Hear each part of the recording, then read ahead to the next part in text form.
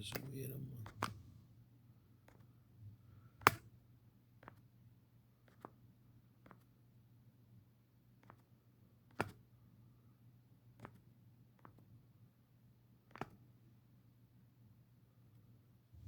Não.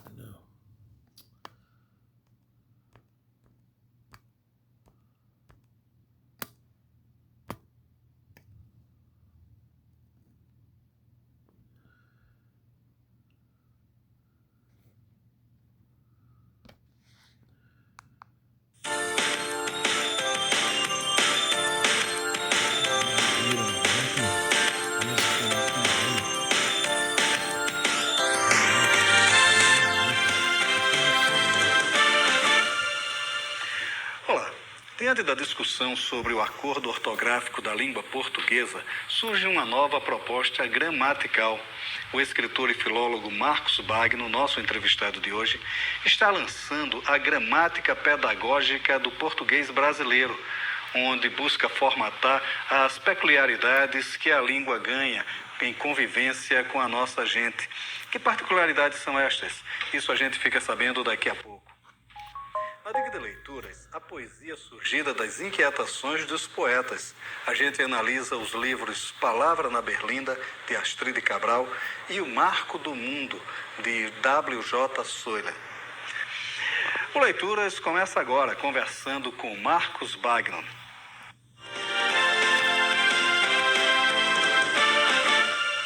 Marcos, bom, vamos falar da gramática pedagógica do português brasileiro.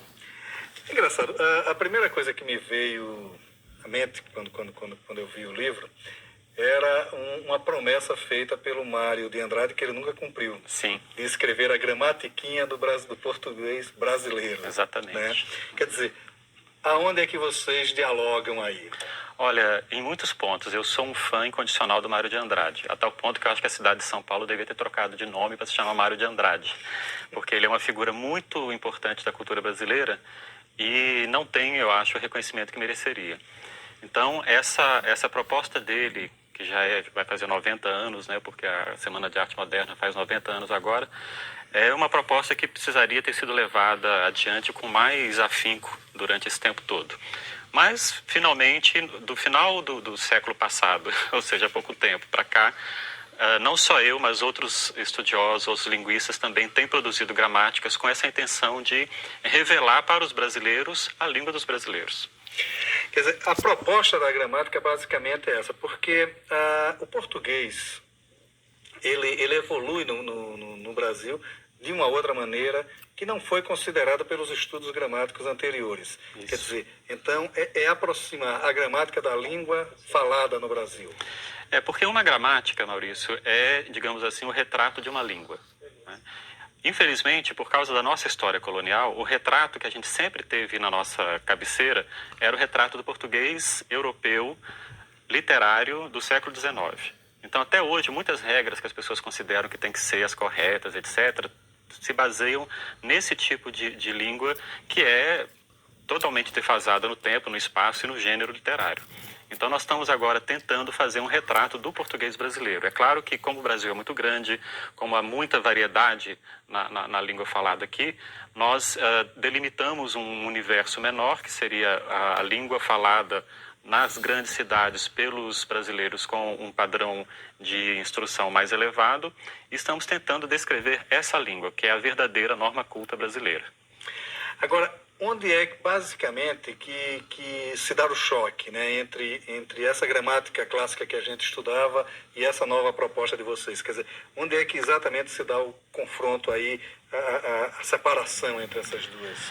Olha, digamos que cada uma delas vem de um planeta diferente. São muito distintas por causa das propostas, por causa da base científica que tem cada uma delas.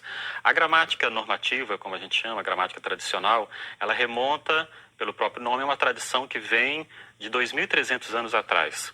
Então, desde que os primeiros gramáticos lá na cidade de Alexandria do Egito resolveram criar essa disciplina chamada gramática e escreveram os primeiros tratados para analisar a língua grega, é que vem toda essa tradição. A gramática descritiva ela tem uma base científica mais sólida. Ela se baseia nas teorias, nas propostas, nos experimentos da linguística moderna, que vai completar 150 anos daqui a pouco. Então, a gramática normativa quer dizer para as pessoas como a língua deve ser, por isso que ela é normativa, ao passo que a gramática descritiva ou científica quer mostrar como a língua é. Então, nós temos aí uma diferença de postura muito grande em termos de produção de uma obra intelectual. Agora, a sua gramática, ela faz um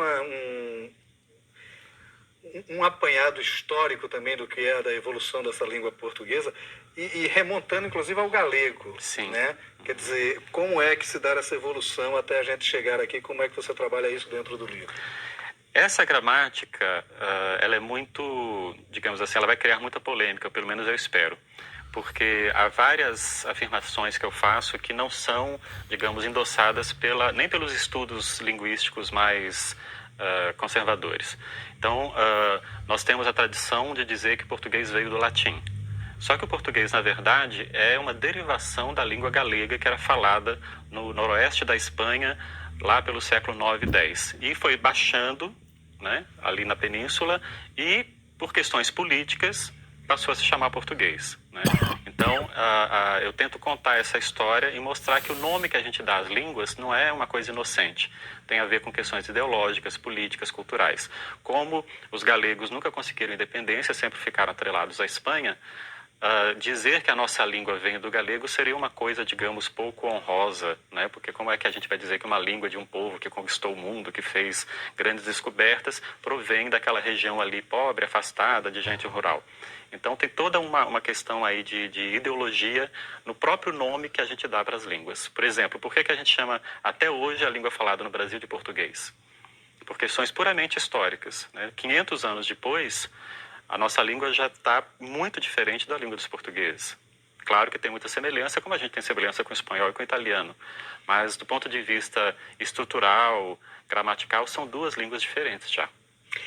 Agora, é interessante, isso não vai, de certa forma, contra toda a pregação que vem se fazendo para o famoso acordo ortográfico, né, entre o Brasil e os outros países de língua portuguesa?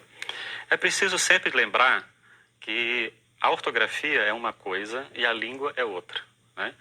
3/4 das línguas faladas no mundo não têm ortografia, são línguas ágrafas, as pessoas não leem nem escrevem. Então, é preciso lembrar sempre disso. O acordo ortográfico, como o próprio nome diz, é ortográfico. Nós vamos passar a escrever da mesma maneira. Mas, em termos gramaticais, em termos de pronúncia, de léxico, etc., cada uma das línguas nacionais vai ter a sua própria vida, a sua própria dinâmica.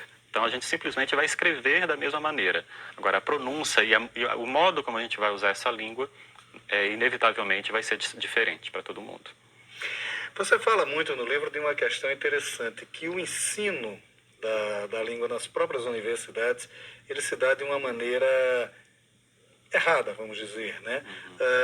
Que embora o aluno seja um aluno de letras e, de certa forma, estude os autores contemporâneos brasileiros, contemporâneos só não, mas enfim, estude a literatura brasileira, ele acaba criando um certo confronto entre o que escrevem esses autores e o que dizem as gramáticas que os próprios alunos são obrigados a estudarem. Como é que se dá esse conflito também?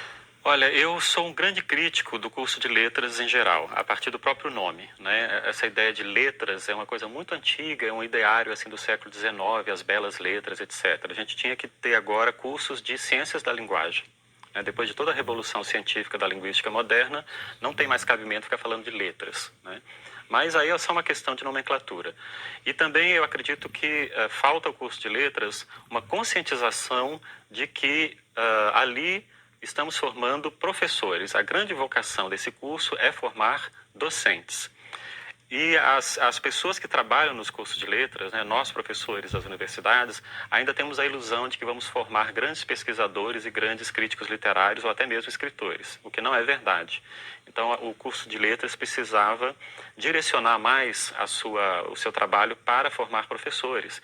Então, às vezes, os alunos saem dali formados, vão enfrentar a sala de aula e não tem instrumental teórico e pedagógico para isso. Por exemplo, nós não preparamos os alunos para escolher livros didáticos, que é uma coisa fundamental. Não preparamos para ler e compreender os próprios documentos oficiais que o Ministério da Educação publica, né? Então, por exemplo, a escolha dos livros didáticos é uma coisa fundamental. O professor que sai formado, ele tem que ser capaz de fazer análise crítica de um livro, saber se ele é bom, saber o que ele tem de bom, o que ele tem de problemático, mas isso não é visto no curso de letras.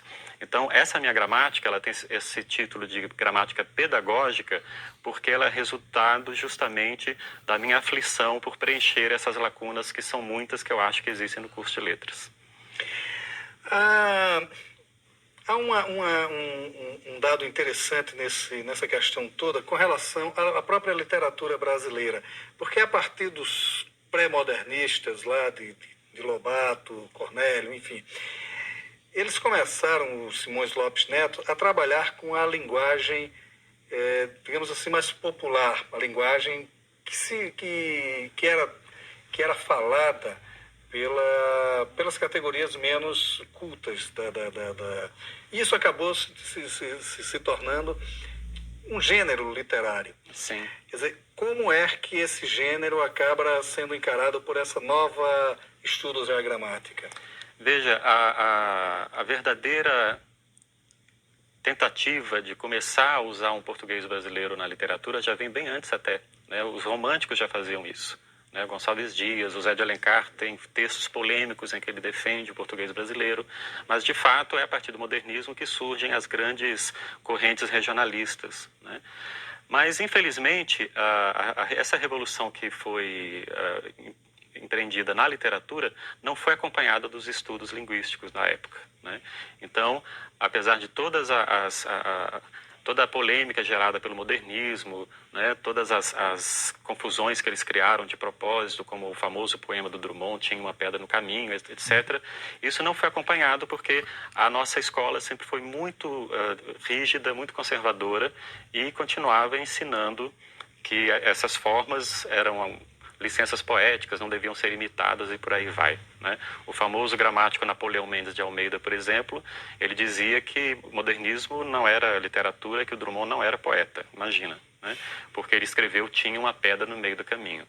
Então, o que nós tentamos fazer hoje, primeiro, é não usar a literatura como instrumento de análise e pesquisa, porque a literatura é uma forma de arte e nós não queremos formar artistas, não é? Nós queremos formar pessoas que saibam ler e escrever de maneira eficiente para exercer a sua cidadania.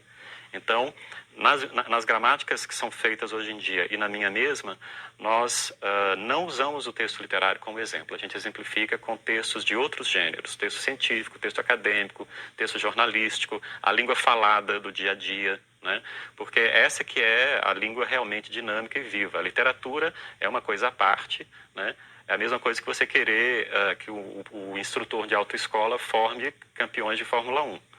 Não é isso, ele quer formar motoristas que saiam aí pela rua dirigindo bem. Então é a mesma coisa, nós queremos formar pessoas que leiam e que escrevam.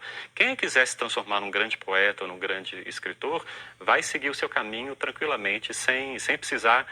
Aliás, até o conhecimento da gramática normativa, etc., prejudica, né? Os grandes escritores sempre deixaram depoimentos dizendo que preferiam esquecer essas nomenclaturas, essas regras, para poder exercer a sua arte com liberdade, né? Então, nós não queremos formar escritores, nós queremos formar pessoas que exerçam bem a leitura.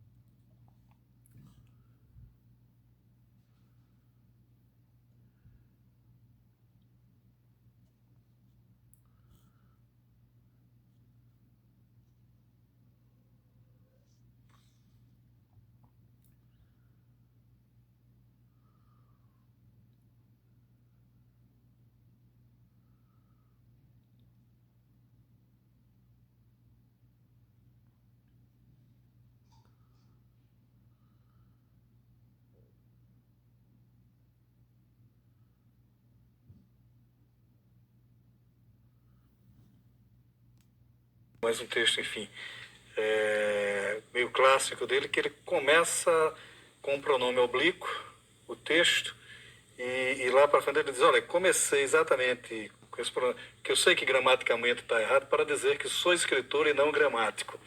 Quer dizer, então o que vocês trabalham é exatamente nessa linha que o Luiz Fernando Veríssimo chamou de gigolô das palavras. Exatamente. Né? Isso mesmo. Né? O texto do Veríssimo já é um clássico. Né? Ele diz que a gramática tem que apanhar muito para poder saber quem manda nela.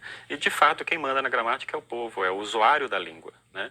Nós não podemos querer impor um modelo de língua, né, rígido e fechado para 200 milhões de pessoas. Isso não faz nenhum sentido. Né? A língua tem uma vida própria, que na verdade a língua não existe, o que existe são falantes de língua, então são os movimentos sociais, a dinâmica social que vai definir os destinos da língua. Então é preciso realmente que nós aproximemos, né, os estudos e o ensino de língua da língua realmente falada e escrita hoje no Brasil. Não tem mais sentido nós ficarmos o tempo todo tentando impor em sala de aula um modelo linguístico que não corresponde em nada à nossa própria intuição linguística. O aluno não se reconhece naquela língua. Né? Então, as regras de colocação de pronome, por exemplo, são completamente absurdas, porque no português brasileiro só existe uma regra, que é próclise ao verbo principal. Acabou. Vamos embora para casa ser felizes. Mas aí as gramáticas vêm com 16 páginas de regras e sub-regras que ninguém sabe, ninguém entende, porque não corresponde à língua que a gente fala. Né? Então eu falo uma língua, olho ali e vejo que não tem nada a ver com a língua que eu conheço, que eu ouço, que eu leio. Então eu falo, realmente, português é uma língua muito difícil, porque se eu falo assim e está errado, então, e eu não entendo o que está aqui, aí cria essa baixa autoestima linguística que caracteriza os brasileiros.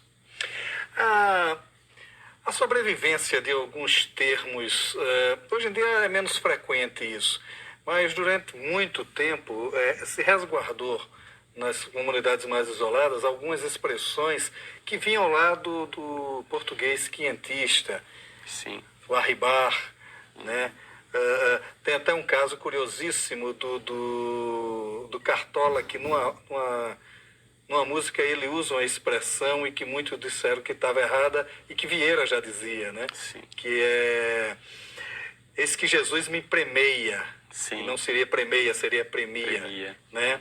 Então, quer dizer, a sobrevivência dessas expressões, o nonada, eu acho que também está nessa, que é como Guimarães Rosa abre o Grandes Sertões Veredas, me parece que está nessa categoria também. Quer dizer, como é que vocês se encaram a sobrevivência dessas expressões quentistas?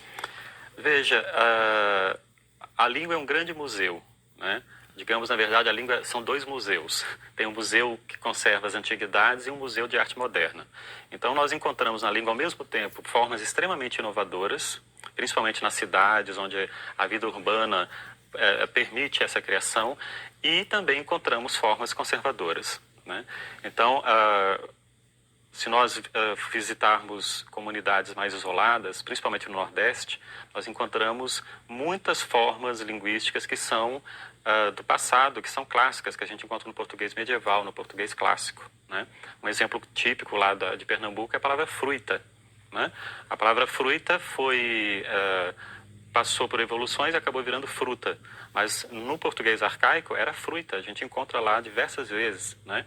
Também quando a pessoa perguntou o que é que ai, em vez de o que é que há, né? Esse ai também, que é igualzinho ao do espanhol, por sinal, também é uma manutenção de uma forma antiga da língua. Então, a língua vai se transformando, mas ela não se transforma toda de uma vez em todas as comunidades de fala. Né? Cada uma dessas comunidades tem o seu próprio ritmo de mudança e, ao mesmo tempo em que surgem coisas novas, outras são conservadas.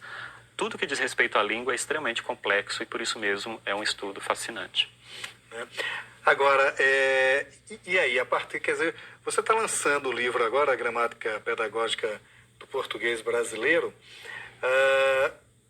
mas tem aberto aí o que eu li, né, no livro, várias coisas que eu vi aí, são várias brechas para polêmicas, para discussões, né, quer dizer, o que é que você espera de repercussão mesmo do livro? Que se abra um novo debate sobre as questões gramaticais? De fato, eu fiz de propósito, né? Eu deixei algumas arestas aí bem apontadas para que as pessoas levem um susto e tentem levar um debate mais avançado a respeito da língua, porque quando se fala de língua, principalmente nos meios de comunicação, né, o que é muito triste, há uma forte tendência ao conservadorismo, a uma visão muito autoritária de que língua é aquilo que está nas gramáticas normativas e acabou, né? Então eu tento mostrar que não, língua é um objeto de estudo científico como qualquer outro e como qualquer ciência está sujeito a esse objeto está sujeito a várias interpretações, dependendo de qual olhar que você lança sobre ele, né? Então, assim, a língua é vista por algumas teorias como uma faculdade inata do ser humano. Outras dizem que é preciso haver interação social para que a língua se produza, né? Então, são muitas teorias e nenhuma delas vai querer dizer a verdade, porque a ciência não é a busca da verdade, ela é a busca de perguntas melhores, né? Então, esse livro faz uma série de perguntas e faz até algumas afirmações taxativas, com a intenção de provocar um debate, de fazer as pessoas passarem a olhar para o português brasileiro com um olhar diferente, com um olhar mais crítico, mais interessante também. Magnus Bagno, me diga uma coisa, você também é um criador, você é um escritor, né? Sim. Você eu não sei, faz tempo que eu não vejo nenhuma publicação recente, assim, do ponto de vista literário seu. Você chegou a ganhar Bienal, Nestlé e tal. Sim. Enfim, como é que está o escritor Marcos Bagno? Olha, esse escritor, ele está sempre ativo, né? Eu escrevo muito literatura infantil, então tem alguns livros aí para sair na linha infantil. Eu escrevo poesia. Atualmente, eu coloquei para mim mesmo um desafio, que é escrever um poema por dia e publicar no Facebook. Então, eu tenho lá uma corrente de seguidores, né? E é um exercício muito bom, né? Então, eu tento conciliar o linguista com o escritor. Depois de produzir um livro desse tamanho, de 1056 páginas, agora eu quero ficar quietinho, deixar o linguista descansar e colocar o poeta e o escritor para trabalhar um pouquinho mais. Como é essa questão da você trabalhar a linguagem nas redes sociais? É muito gostoso, é muito interessante. Acontecem muitas coisas lá, né? Nos bate-papos também surge toda uma maneira nova de se expressar, né? O uso das abreviaturas, né? Então, a internet está se tornando um grande laboratório linguístico que já vem atraindo a atenção de muitas pessoas, né? Eu gosto muito de participar, primeiro porque a gente recebe muitas notícias de primeira mão, né? Então muitas coisas que aconteceram recentemente eu soube pelo Facebook, pela internet, antes de ler em jornais ou ver na televisão. Então é uma forma de comunicação que está aí para ficar e para se transformar em coisas cada vez mais dinâmicas. Tá, obrigado por sua participação aqui no Leituras. Eu que agradeço, foi um grande prazer.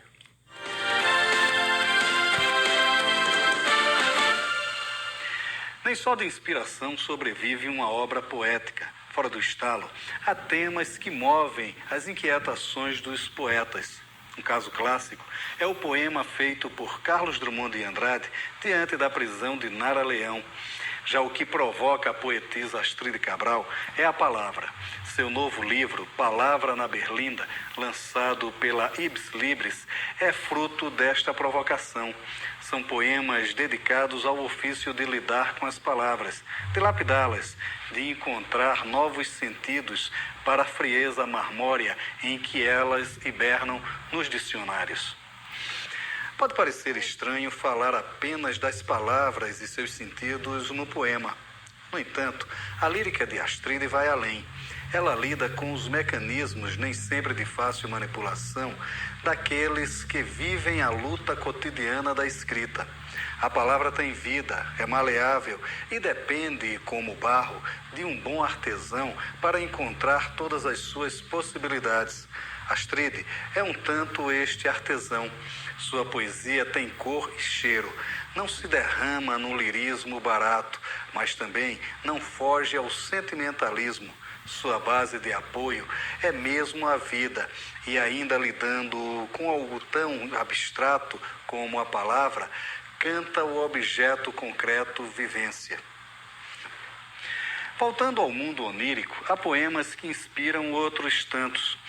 No início do século passado, o poeta João Martins de Ataíde construiu o Marco do Meio do Mundo, uma espécie de Babel de onde se viam todas as glórias da humanidade. Logo em seguida, o poeta Leandro Gomes de Barros poetou a notícia da queda do monumento. Agora outro poeta, W.J. Solha, resgata a trilha e lança o livro Marco do Mundo, pela ideia, onde faz um verdadeiro empório poético de todos os sentimentos e crenças da humanidade. A obra poética de